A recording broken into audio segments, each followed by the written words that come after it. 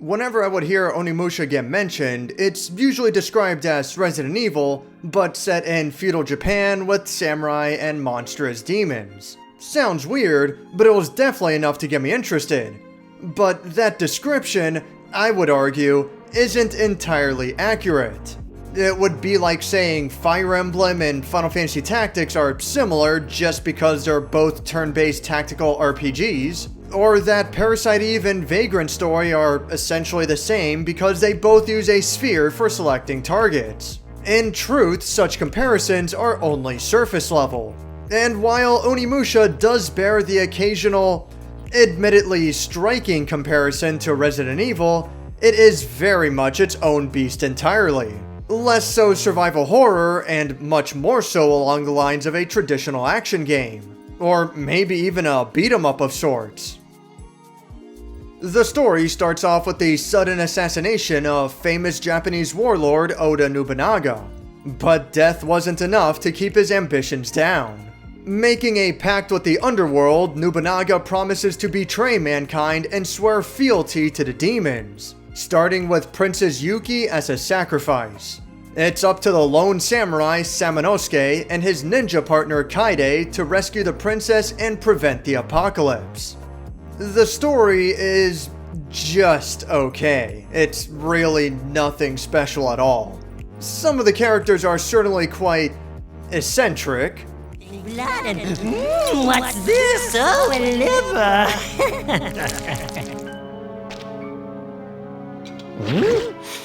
What's that smell? Who's there? A human? How disappointing.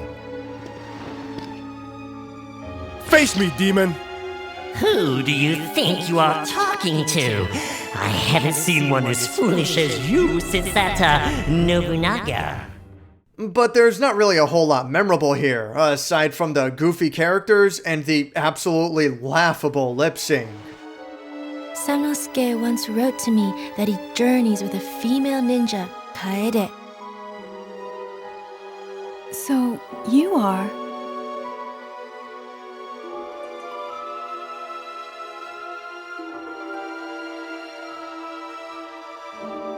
If only I could leave the castle and see the world with Samanosuke. Princess Yuki. At least no one's ever too obnoxious, but there's really not much else to say about the story. No real themes or tests of conviction from the characters or whatever. The story is there as a way to give an excuse for the setting, and it would be fine if that was it. But then they go on these extended conversations about going out to see the world, and I'm just like, why? Let me tell you about the ways of the world, Yamamaru. The world?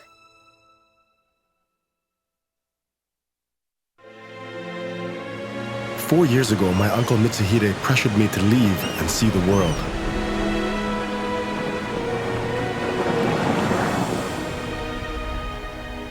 I have met people who speak and look different than us. It's not too big of a deal, but it does come off as unnecessary, especially when none of this really goes anywhere. Thankfully, the rest of the presentation carries the remaining baggage fairly well. The background music is quite enjoyable, switching between more action-packed tracks and moments of ambience where it's mostly the wind howling. It can switch between songs on a dime, which ruins the mood a little bit.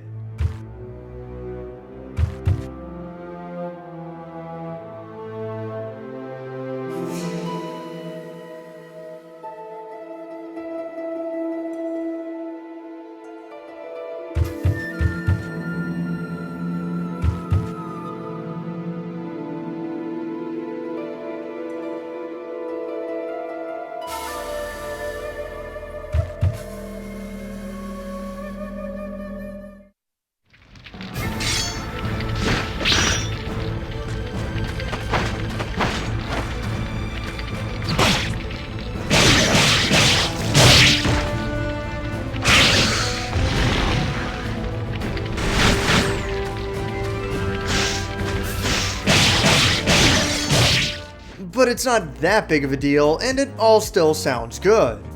The visuals are fantastic, and it's a solid example of the strength of pre-rendered backgrounds, along with other standouts such as Resident Evil Remake and the Shin Megami Tensei Devil Summoner games. Granted, I am playing the PlayStation 4 version, but I'm impressed with how well the graphics have carried over from the original release. Little details like the way these demonic teeth and other background elements are in motion look great. On the other hand, the actual in-game models do stand out from the background. A lot. However, I think it's handled much better here than in Final Fantasy VIII Remastered, for example. Both games do have an obvious juxtaposition with their visuals, but it's not as drastic in Onimusha, I believe. There's also a rather creative approach to the widescreen implementation. The entire screen is zoomed in, meaning that piece of the environment will be cut off. To help get around this, a pan and scan system is implemented, in which the camera moves up or down to follow the player when appropriate. It's actually kind of neat, but in practice, it is in no way a replacement for the traditional 4:3 aspect ratio. As for the gameplay, comparing it to Resident Evil is, once again, the easiest description on the surface. While the PS4 release does allow for freeform movement via the analog stick, the game was originally designed around the more rigid tank controls, which is what I stuck by here.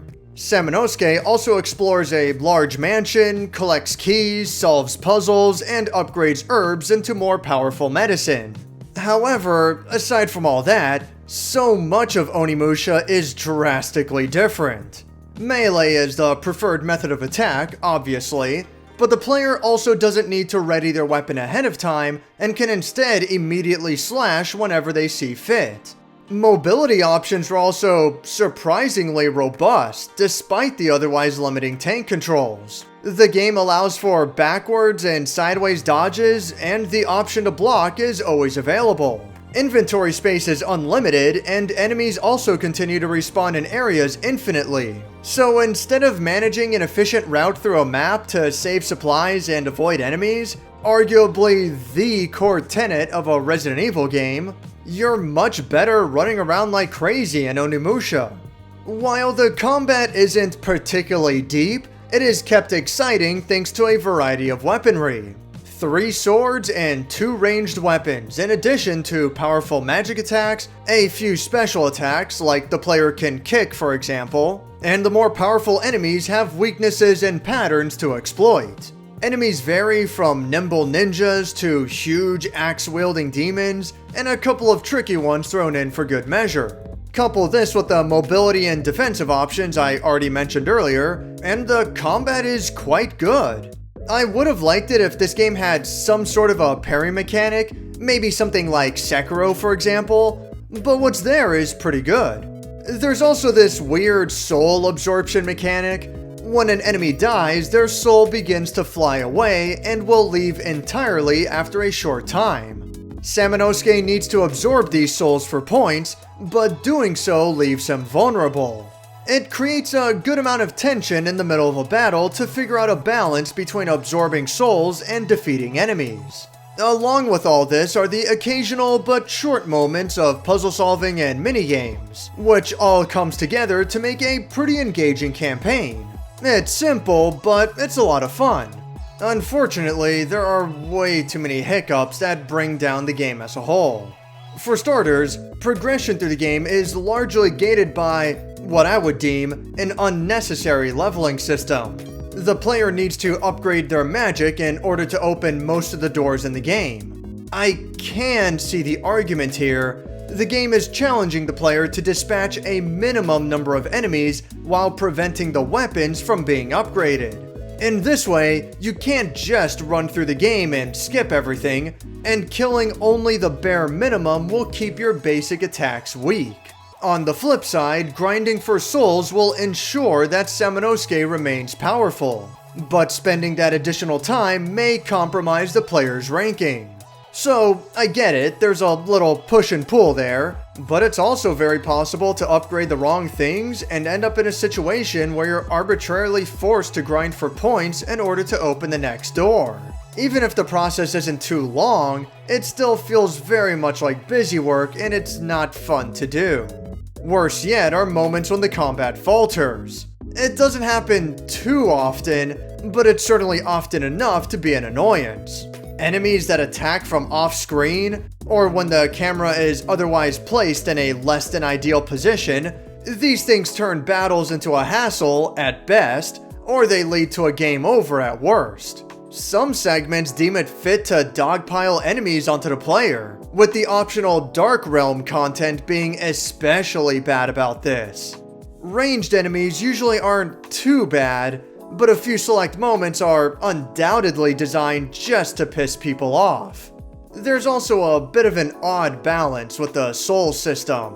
Occasionally, healing souls and magic restoration souls will also appear, which ends up devaluing healing items and removes a lot of risk from combat.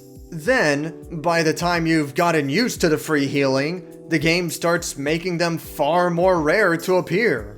Keep in mind that healing items are in limited supply and cannot be purchased, which I would argue goes against the otherwise grindy nature of the game. In a worst case scenario, mismanaging your resources, or if you didn't know that you can upgrade your herbs into medicine, this can essentially force the player to restart from the beginning, and that never feels good. Nothing, however, is as bad as the auto-aim. If you'll recall in my review of Devil May Cry 5, there are few things worse than an uncooperative auto-aim system. These floating blue enemies are the worst offender. They seem like they're designed specifically just to throw off the player's target acquisition.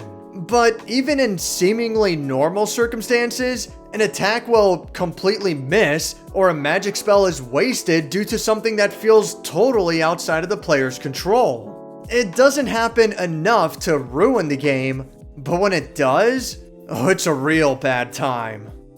A few more smaller negatives. On the PlayStation 4 release, weapons can be swapped with a tap-of-the-shoulder buttons, which is really nice and easy to do, but the original PlayStation 2 version requires the player to enter the inventory menu each time. There's also the unforgivable sin of unskippable cut scenes, made even worse here as this game is designed around multiple playthroughs. And on that topic, Onimusha is remarkably short. Even taking into account the occasional game over and doing a fair bit of exploration, I spent about 6 hours on the whole game. And to make matters worse, there's almost nothing in the way of additional content, outside of searching for some secrets in the main campaign. There's nothing here along the lines of Resident Evil's Extreme Battle, Fourth Survivor, or Mercenaries mode. Just play the game again at a higher difficulty and try to beat your previous time.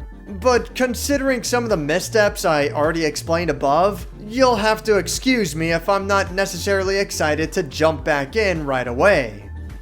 Despite harping on Onimusha for a fair bit there, I did enjoy this game quite a lot. It's kind of like a well-designed 3D beat-em-up. Some attacks will break your guard and those are best dodged, while other attacks have a wide hitbox and you better block those. The different weapons and magic attacks offer just enough variety, but not so much that it becomes overwhelming, and the same can be said for the enemies. However, its simplicity can also be seen as its downfall. Spending about $20 on such a short and shallow game is a hard pill to swallow, and its other misgivings only bring it down further. But if this game does interest you, then I highly recommend it, and doubly so if you can get it for cheap. This game is just plain cool and really fun. There's not much to it, but it's not a bad adventure that you can get through in a day or two. Thanks for watching my review on Onimusha Warlords.